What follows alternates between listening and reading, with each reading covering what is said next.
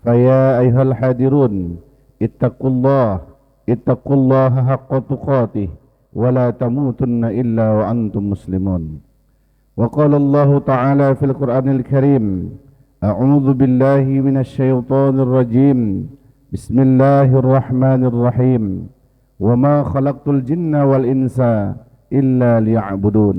Sadaqallahul azim. Kaum muslimin sidang jemaah Jumat yang dimuliakan Allah Subhanahu wa taala, sudah sepantasnya senantiasa kita bersyukur kepada Allah Subhanahu wa taala. Alhamdulillah, pada siang hari yang berbahagia ini Allah masih memberi kita nikmat kesehatan. Allah juga masih memberi kita kesempatan, bahkan kita masih merasakan nikmat iman dan Islam, sehingga kita dapat bersama-sama hadir di masjid yang kita cintai ini dalam rangka untuk menunaikan kewajiban kita, yakni melaksanakan ibadah salat Jumat secara berjemaah.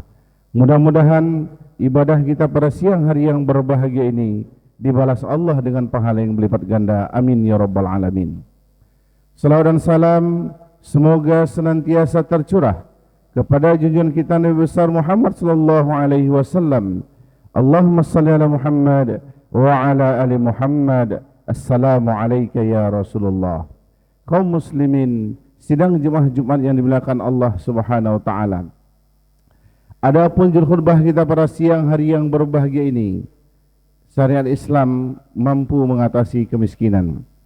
Kaum muslimin sidang jemaah Jumat yang dimuliakan Allah Subhanahu wa taala, hampir di setiap rezim atau para kepala negara, bahkan kepala daerah, senantiasa ingin menyelesaikan kemiskinan. Namun terkadang kaum muslimin salah dalam cara, salah dalam metode.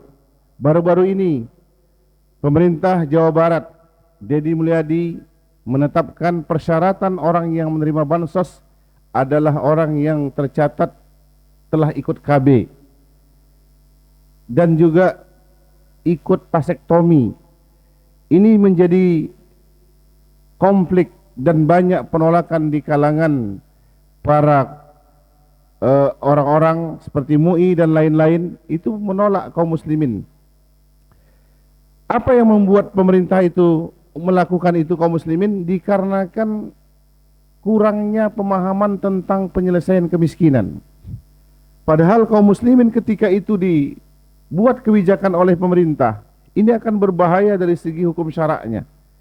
Kalau kita lihat misalnya vasektomi itu merupakan pemutus angka kelahiran secara permanen, sehingga membuat para wanita yang ikut vasektomi itu tidak bisa melahirkan lagi, dan itu dilarang dalam Islam. Maka ini akan jatuh kepada keharaman. Begitu juga para laki-lakinya suruh dikebiri, memutus supaya tidak bisa mengeluarkan sel spermanya. Ini juga diharamkan dalam Islam. Padahal Rasulullah SAW itu menganjurkan kepada seluruh umat Islam, tazawwadul waduda al-waluda fa inni mukasirumul anbiya yaumal qiyamah. Menikahilah wanita yang subur, yang penyayang, karena sesungguhnya aku bangga melihat umatku banyak nanti pada hari kiamat. Kaum muslimin sidang jemaah Jumat yang dimuliakan Allah Subhanahu wa taala, makanya ketika Islam tidak dipakai dalam sistem kehidupan, maka akan terjadilah berbagai hal negatif yang akan terjadi di setiap pemimpin negara kaum muslimin. Akan banyak terjadi hal-hal yang tidak manusiawi yang akan menjadi kebijakan para pemerintah. Karena kalau kita ingin mencermin kepada sejarah, awal pemerintahan di dalam Islam dipimpin langsung oleh Rasulullah SAW di Madinah. Bagaimana kondisi Madinah saat itu kaum muslimin? Kondisi Madinah saat itu ketika Rasulullah SAW memimpin Madinah, dan Rasul punya kebiasaan untuk memberikan satu potong roti dan segelas susu kepada fakir miskin. Keliling Rasul di kota Madinah, tak menjumpai orang Islam yang pantas diberikan sepotong roti dan segelas susu. Rasul hanya bisa menjumpai di sudut kota Madinah, itu orang Yahudi buta lagi miskin. Kesanalah Rasul memberikan. Padahal kaum muslimin di Madinah tidak ada gas. Cuma baru ada penghasilannya adalah pertanian kurma. tapi bisa begitu sejahtera. Kenapa kaum muslimin? Karena aturan negara yang dibuat Rasul itu berdasarkan Al-Quran dan Sunnah. Kaum muslimin, sidang jemaah Jumat yang dimuliakan Allah Subhanahu wa taala. Kalau kita lihat saat ini, negara kita itu cukup banyak sumber daya yang Allah titipkan kepada kita. Ada emasnya, ada perak, ada uranium, ada minyak, ada gas dan lain sebagainya kaum muslimin. Itu sebenarnya ketika dikelola dengan baik, maka tidak perlu rumit para pemerintah untuk memikirkan mengantaskan kemiskinan. Itu sangat mudah sekali kaum muslimin. Karena di dalam Islam itu sudah punya metode. Bagaimana metodenya? Pertama, bahwa ketika ingin mengatasi kemiskinan, para pejabat yang dipilih, yang duduk di pemerintahan adalah pejabat yang amanah, yang taat kepada Allah, bertakwa kepada Allah. Karena apabila dia bertakwa kepada Allah, pasti setiap dia membuat kebijakan, dia takut kepada Allah kalau kebijakannya itu sembarangan. Maka kita lihat kaum muslimin bahwa di masa dulu sudah dicontohkan oleh Rasul dan para sahabat seperti apa mestinya perlakuan pejabat itu. Abu Bakar Siddiq merupakan pejabat dalam Islam, kepala negara. Kemudian Umar bin Khattab, kepala negara. Utsman bin Affan, kepala negara. Ali bin Abi Thalib, sampai di masa Utsmaniyah banyak sekali kepala negara yang dipilih itu adalah orang-orang amanah, takwa kepada Allah. Coba kita lihat bagaimana sejahteranya mereka. Ada lagi kepala negara dalam Islam yang paling terkenal kaum muslimin, Umar bin Abdul Aziz. Semasa pemerintahannya, ketika dia mengutus amil untuk memberikan zakat, kemudian amil tadi kembali lagi ke istana membawa barang yang mau diberikan itu. Sehingga Umar bin Abdul Aziz bertanya, kenapa kalian bawa kembali zakat ini? Bukankah aku suruh kalian untuk membagikannya? Benar wahai Amirul Mukminin, namun kami sudah keliling di wilayah kekuasaanmu, tidak kami jumpai orang Islam yang miskin. Lalu Umar bin Abdul Aziz membuat kebijakan, kalau begitu belikan uang zakat ini kepada makanan, kita taruh di atas bukit supaya burung kenyang, taruh di hutan supaya binatang ternak kenyang, binatang-binatang yang di hutan itu kenyang. Begitulah kaum muslimin. Dan sampai hari ini pun ditiru oleh masyarakat yang mana wilayah itu merupakan kekuasaan Umar bin Abdul Aziz. Kita lihat misalnya kalau kita pergi ke Turki kaum muslimin, kita akan melihat di sana tidak ada anjing dan kucing itu berkelahi karena sama-sama makan, sama-sama kenyang. Mereka akur. Kenapa kaum muslimin? Karena diberi makan. Hewan saja bisa akur, tentu apalagi lah kita sebagai manusia ketika dilaksanakan kebijakan itu dengan benar dan pemimpin yang duduk itu betul-betul amanah, bukan berdasarkan maunya oligarki, maunya para pemilik modal, maka insya Allah kita akan mudah mensejahterakan rakyat kaum muslimin. Kaum muslimin, sidang jemaah Jumat yang dimuliakan Allah SWT. Setelah kita memilih pemimpin yang amanah, maka yang berikutnya adalah kalau pemimpin yang amanah itu, dia akan mampu membelanjakan anggaran belanja negara itu dengan benar. Dia tidak akan melegalkan hal-hal yang akan membuat harta masyarakat itu habis sia-sia. Maka tidak akan dilegalkan tempat maksiat, karena pasti uang akan habis ke sana. Tidak ada tempat perzinahan, tidak ada diskotik, tidak ada lokalisasi dan lain-lain. Kenapa kaum muslimin? Karena kalau itu dilegalkan, maka masyarakat ini lebih banyak uangnya habis ke sana, sehingga dia membelanjakan harta itu tidak real, tapi non-real, non kebutuhan kaum muslimin. Kaum muslimin, sidang jemaah Jumat yang dimuliakan Allah Subhanahu wa taala. Ketika itu dilakukan dan sehingga kaum muslimin kebijakan lainnya, ketika pemerintah itu amanah, maka hasil alam tadi dia akan kelola dengan baik dan akan diberikan kepada seluruh rakyat. Maka wajar di masa Umar bin Abdul Aziz itu para guru berprestasi itu dapat hadiah. Ketika dia menulis buku, bukunya itu ditimbang dengan emas. Berapa berat buku itu? Misalnya beratnya 5 gram, maka diberikan 5 gram emas. Kenapa? Saking kayanya kaum muslimin. Maka kalau kita lihat itu tidak terdengar angka kemiskinan, tapi kalau hari ini itu luar biasa.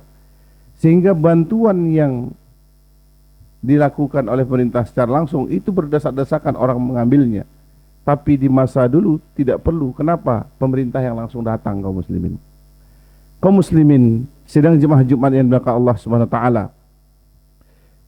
Yang berikutnya, cara Islam mengentaskan kemiskinan, bahwa memberikan kemampuan kepada masyarakat, kepada rakyat, skill mencari nafkah. Karena di dalam Al-Quran Allah Subhanahu wa taala berfirman, "Wa ma min dabbatin fil ardi illa Allahi rizquha."